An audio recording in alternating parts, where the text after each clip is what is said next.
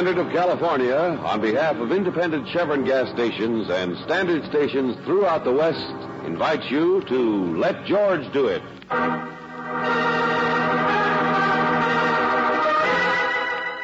The Coward, another adventure of George Valentine. Personal notice, danger's my stock and trade.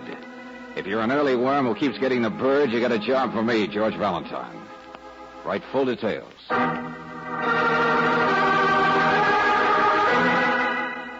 Dear Mr. Valentine, my name is Douglas French. I'm staying in a rooming house, 317 River Street. Mr. Valentine, we can't lose a second in correcting the most fearful, the most horrible mistake ever made by a madman. I knew the man, but very briefly, several years ago.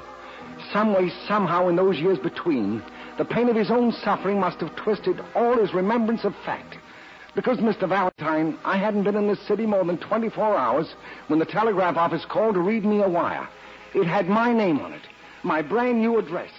It was from him. Yes, Mr. French, message follows. It says I have got some new facts. It is never too late for you to suffer as you should. Now I know, and soon the world will know, that I hereby accuse you of cold-bloodedly committing murder for your own cowardly gain.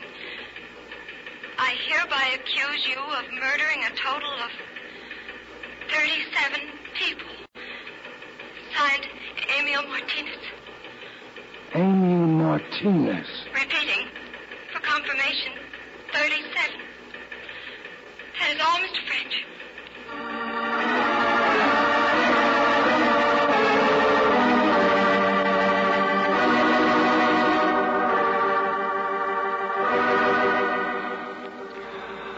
I'd say we won't attempt to remove it until the x-rays are developed, Lieutenant.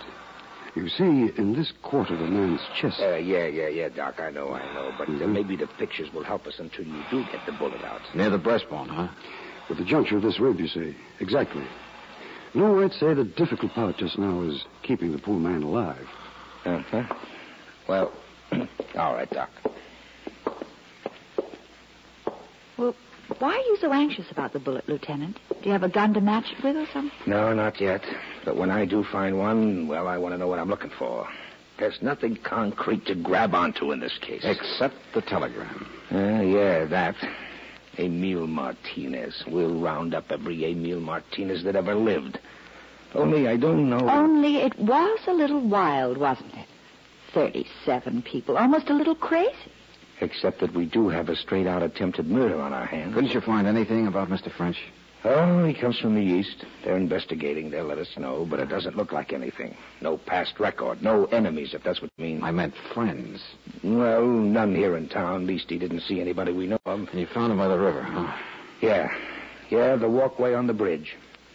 Landlady said he had supper, was pretty nervous, went for a walk to kill time until 8 o'clock. Mm-hmm. He got it out there in the dark. The noise of traffic on the bridge to cover the shot. A perfect place. Lonesome. Motorists can't see. I guess he'd still be there if one of them hadn't stopped to inspect a flat tire. Lieutenant, I have the x-ray. Oh, yeah? Let's see, Doc. Careful with it, Lieutenant. Uh-huh. Well, Riley, speaking of flat Well, tires... you said you're not going to measure any caliber or anything on that picture. For the love of... What is this, a picket fence? Yes, beautifully clear, you see. I say your bullet is this little shadow here under the edge of the rib. Oh, yeah. I always get a seat behind a pole. Help us know when we operate later on. Yeah, later on, huh? Now I got to sit around waiting to see if he regains consciousness or if he dies.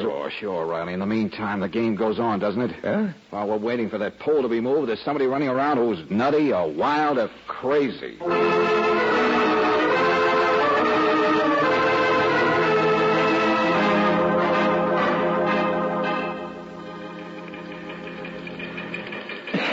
Really, Mr. Valentine, I should be in bed today.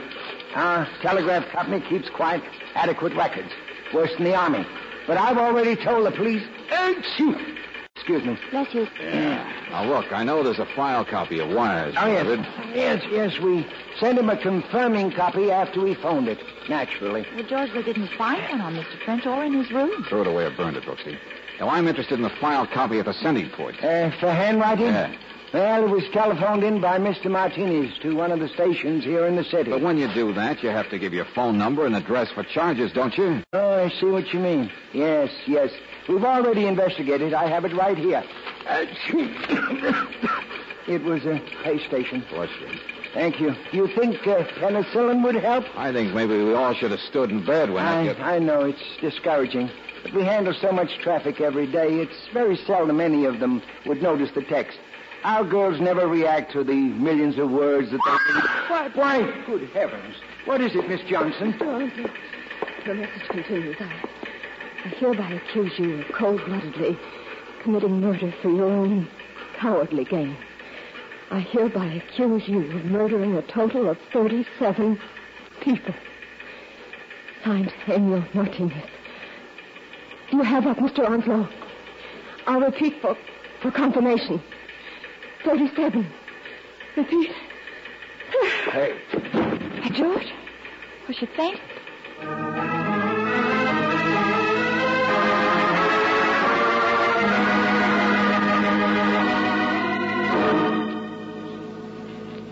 I'm just a botanist, you understand, Mr. Valentine, a student, playing Mr. Botany B. I'm not concerned with the world of men. Mr. Onslow, you were going to say that wire was a mistake, weren't you? Yes. I suppose a horrible mistake. That's what Mr. French said about his wire. I'm a botanist. In the world of botany... I guess you've seen about Mr. French in the newspapers, haven't you? Yeah, sure. At least from the looks of your study here. All the newspapers. Yes, Mr. Valentine, I know what happened. But that doesn't mean... Okay, then why did it happen? Why the wires? Who is Emil Martinez? What's he talking about? I won't tell you. I'll never as long as I live. Yes, you will, Buster. George, wait a minute. Mr. Onslow, do you always tear up your magazines like that? Huh? What do you mean? Well, here in the wastebasket. It's a current copy, too. I never heard of anyone tearing Get up. away from there. Look out, Buster. Put it down. Don't touch it. I'm sorry, Professor. Oh, George. Now, you'll be okay, Buster. Now, what do we have to do? Go through the magazine page by page? Or are you going to tell us what it is? My world is botany.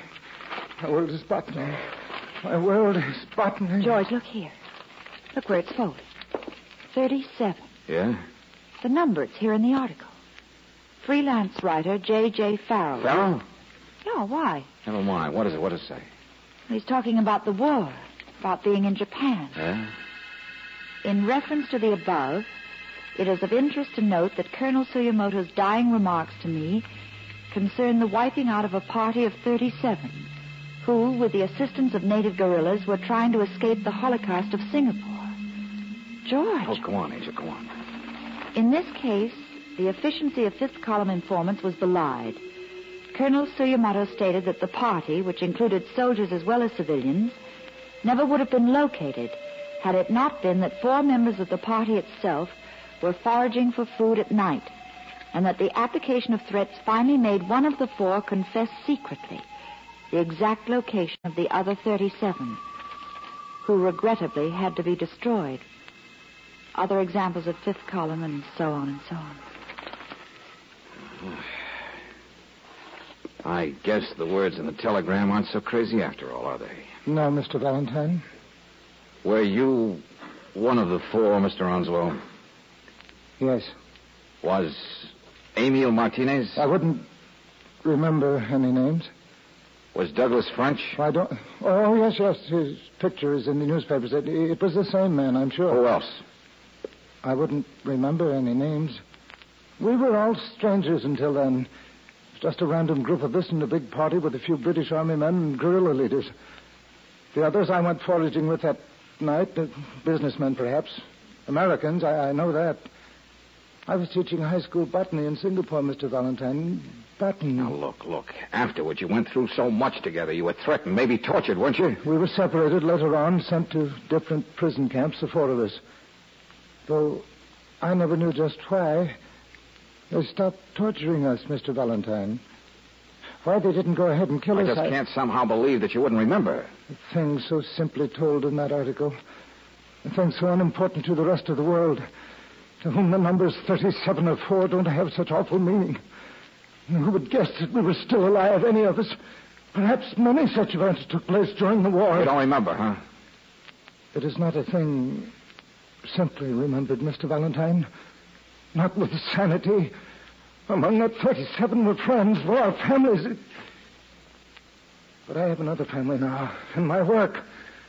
I am a botanist. I don't remember anything. I am a botanist. Okay, Mr. A botanist. I'll talk to you later. Peaceful man. George. Well, Angel, there's a guy giving a lecture tomorrow at the downtown club on the Orient. What? Mm-hmm. Just ordinary stuff, but the speaker's name is J.J. Farrell. The writer? Oh, so that's Yes, why Angel. Everybody seems to be in town at once, and I wonder why. And if this whole case has turned out to be a chase after a betrayer, an informer, a coward, then I wonder if the writer told all he knew, all the dying Jap told him, about which one of the four was the coward.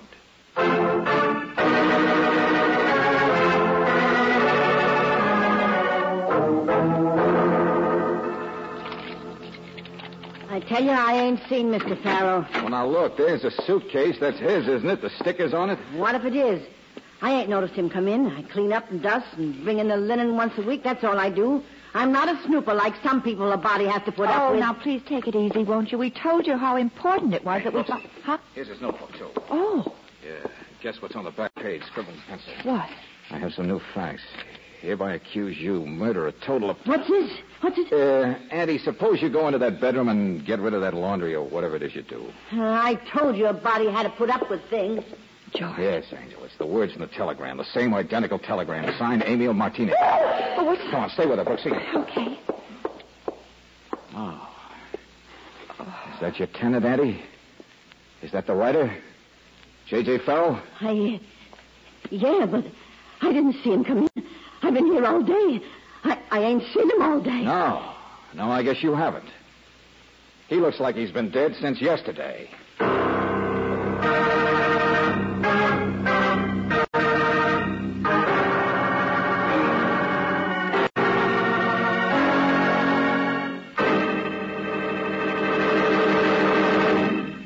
We'll return to tonight's adventure of George Valentine in just a moment. I guess you know it was Mark Twain who said, everyone complains about the weather, but no one does anything about it.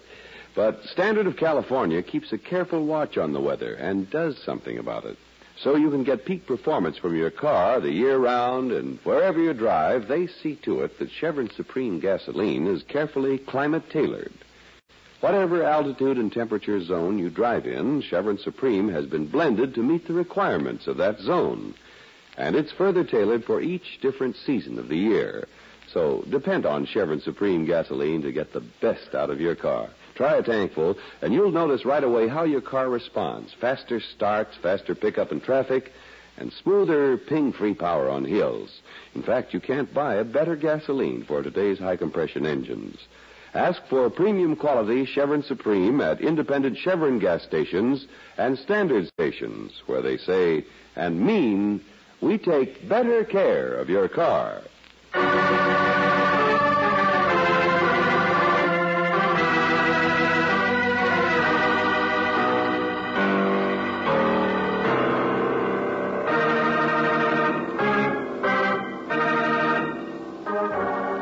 Now back to tonight's adventure of George Valentine.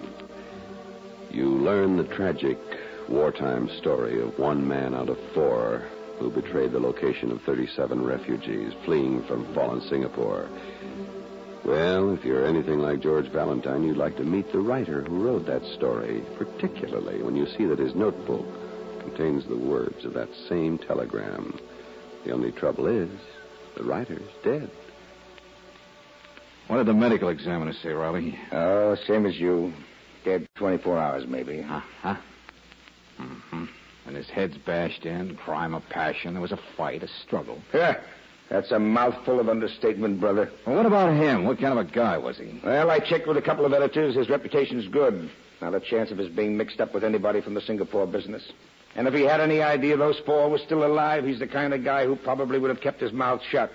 Let sleeping dogs lie. Yeah, but look, Riley, maybe he didn't write all he did know. He couldn't have it. This doesn't make any sense. Yeah, sense yet. A guy gets a bullet from whom? A guy gets bashed in by whom? It's a killer I want, not a lot of... I was reading Farrell's notebook, Lieutenant. His notes and things for stories. And it seems to me you're both counting wrong. What do you mean, Angel? Well, look, here it says, Emil Martinez, question mark. What? Give me that. Now, just wait a minute. And then there's the name Douglas French, and his address back east, and Mr. Onslow. Well, that's only 3, isn't it? But if I turn the page, I can count to 4. Nick Atkins, with a street number, here in town.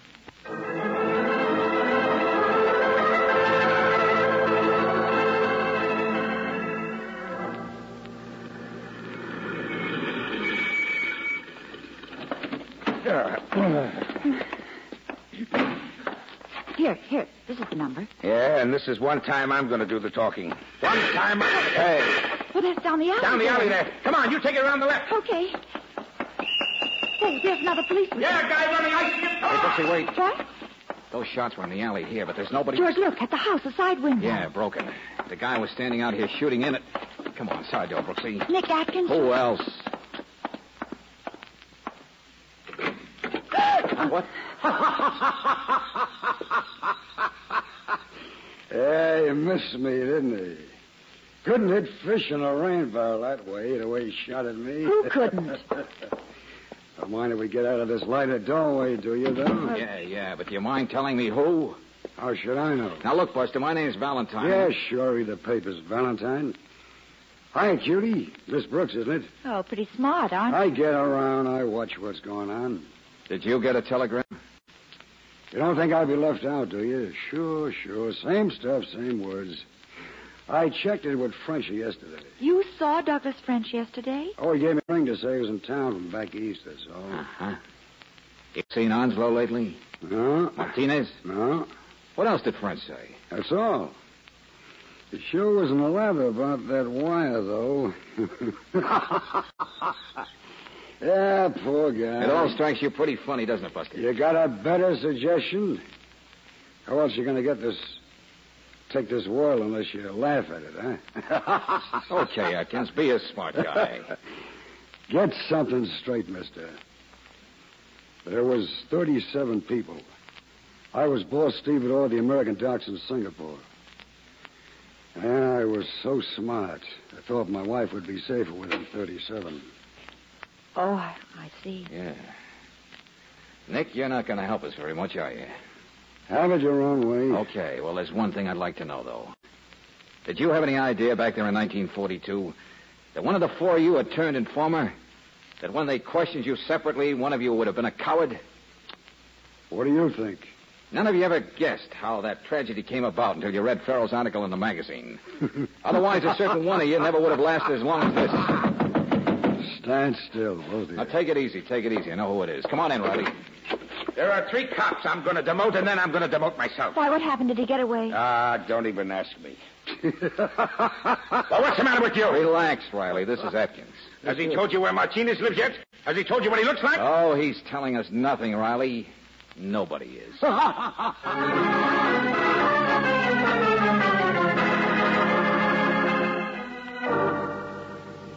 Everybody's being so cooperative in this case. Oh, you can't blame him, Riley. Of course the coward isn't going to talk. Oh, yeah?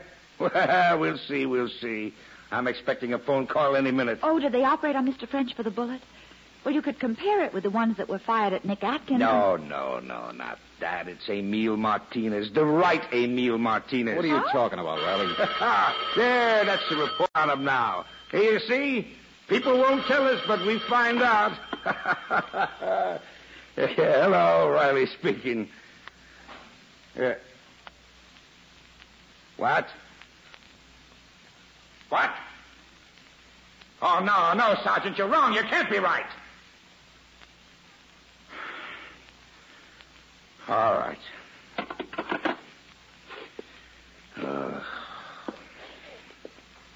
The Emil Martinez, who was in Singapore, who was captured and sent alone to a Jap prison camp. A couple of years later, in that same camp, died of sickness. Well, but the telegram telegram. Well, that's why the question mark after his name. So that's why A dead man sends telegrams.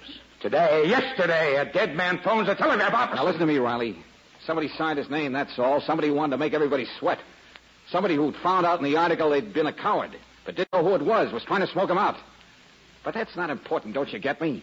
What I want to do is stop another murder. Another murder? Well, who's left out of the four? Who fired those shots at Atkins? Who else could it be?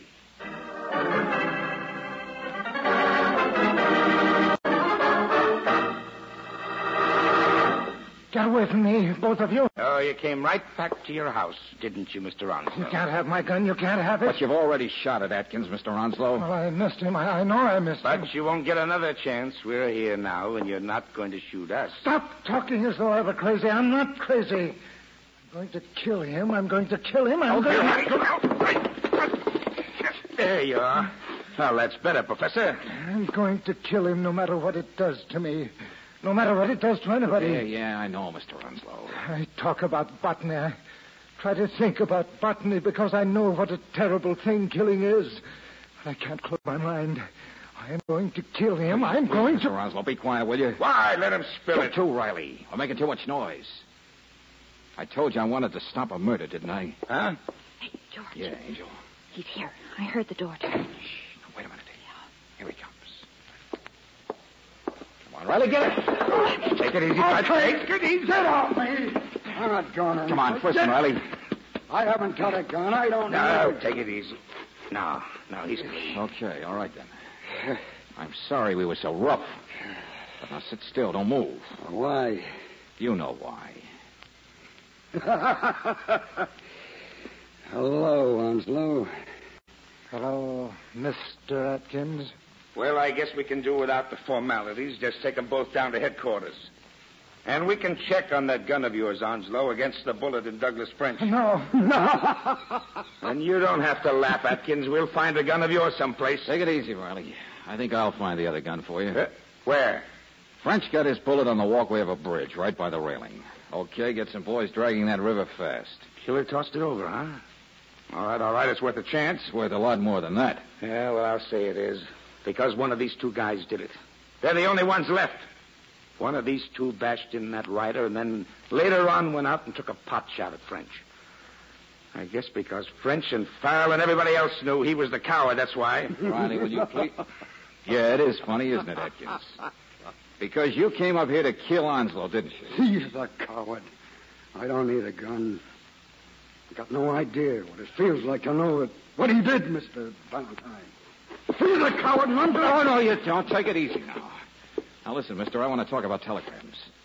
Emil Martinez didn't send them. That's a cinch. And, Mr. Onslow, you didn't even receive your wire until long after Farrell was dead and French had been shot. Well, what difference? Therefore, the wires must have been sent by one of you two. Sure.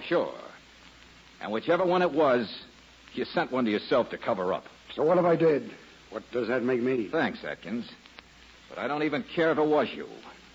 The point is the guy who sent those wires did it because he didn't know who the coward was. What, mister? So he couldn't have been the coward himself, could he? And on the other hand, Mr. Onslow, if you were the coward, why would you be so anxious to kill a newspaper man you didn't even know? Huh? Now, wait a minute, Valentine. This case is all upside down, Riley, because for once, the innocent have a tragic motive for wanting to kill. You two guys are at each other's throats because you're the last ones left. Because you jumped to the same conclusions the good lieutenant did. But, Mr. Valentine, I That's pretty easy, Mr. Onslow. I guess there were two guys who knew about the coward. Mr. Farrell and the coward himself, who must have found that Farrell knew the truth and killed him. The same man who walked down on the bridge by the railing and tried to commit suicide. Mr. Douglas French.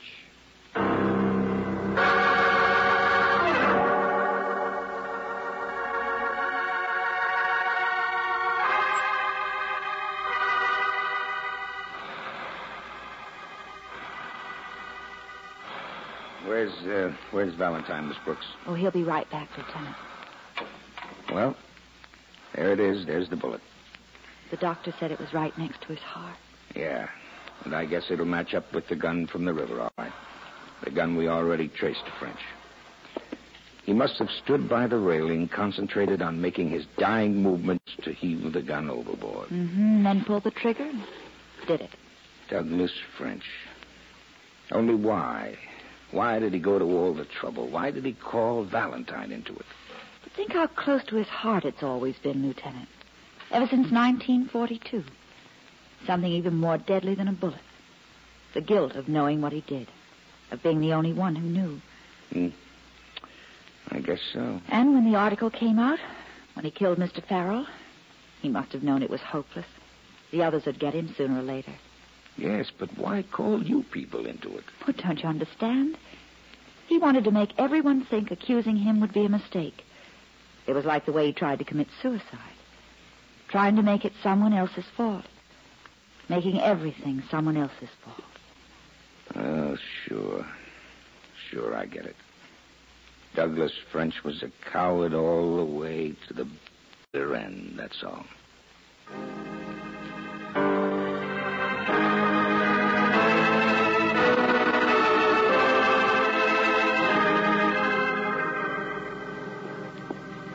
George? What are you thinking about, George? Oh, I don't know, Angel. The things people do to forget things. Laugh at the world like Nick Atkins or concentrate on work. Like botany, maybe? Mm-hmm. Hey, you know, we're pretty lucky, Angel, you and I. Oh, I know it. Not having anything big to worry about. Well, we want to forget. All we have to do is... Oh. Yes, George? Go out and get something to eat. Oh.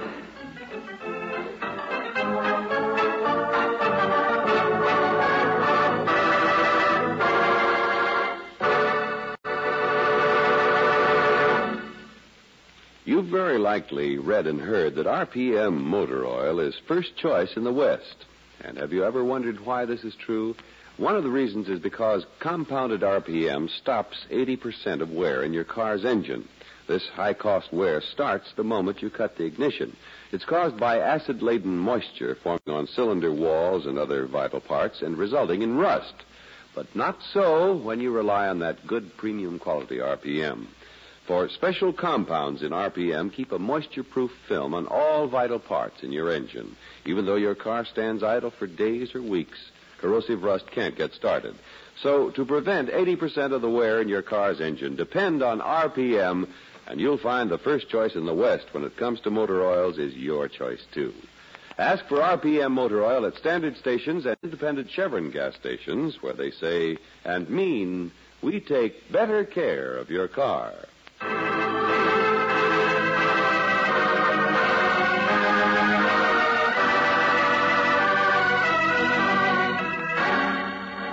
Next week, when we pick up George Valentine and Brooksy in a small college town, we'll hear George saying... Now, Doctor, listen carefully. Someone was trying to make you fall, have an accident, kill you. Like someone deliberately took down that beach umbrella this morning, remember? It might rain today. Registration week, it often rains in the afternoon. Oh, now, Dr. Adams, look, please, I need your help. You know something. You've got to tell me. You saw something out under the elm trees. Come on, Doctor.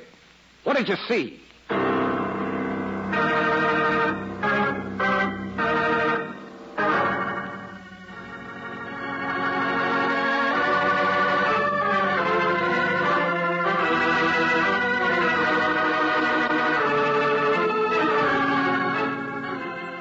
Tonight's adventure of George Valentine has been brought to you by Standard of California on behalf of independent Chevron gas stations and standard stations throughout the West. Robert Bailey is starred as George with Francis Robinson as Brooksy. Wally Mayer appears as Lieutenant Riley. Let George Do It is written by David Victor and Jackson Gillis and directed by Don Clark. Also heard in the cast were Joe Forte as French, Bob Griffin as Onslow, Mark Lawrence as Atkins, Betty Moran as the telegraph girl, and Martha Wentworth as the landlady. The music is composed and presented by Eddie Dunstetter, your announcer, John Heaston. Listen again next week, same time, same station, to Let George Do It. This is the Mutual Don Lee Broadcasting System.